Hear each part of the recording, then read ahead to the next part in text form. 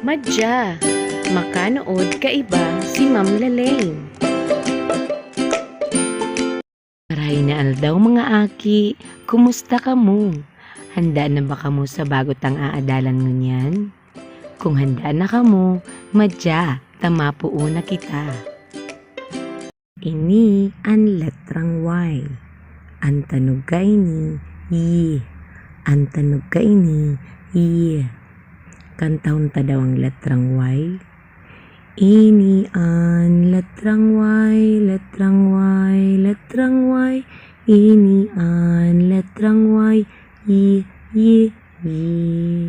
Saro pa daw. Ini ang letrang Y, letrang Y, letrang Y. Ini ang letrang Y, Y, Y, Y. Matibay. Adalan ta ang mga bagay na nagpupuon sa letrang Y. Ano ang apod kaini? Tama, ang apod kaini, yellow.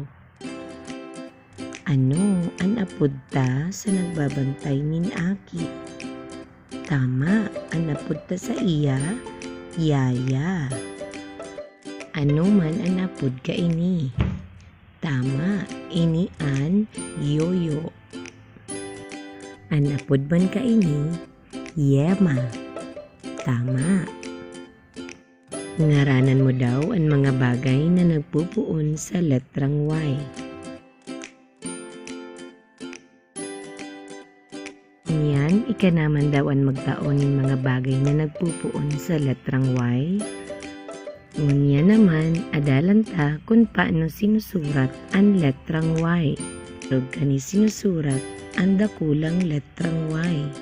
Arog man kani sinusurat ang sadit na letrang Y.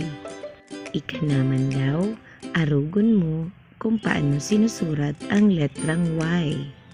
Kadakol ka na naman na araman ngunya na aldaw.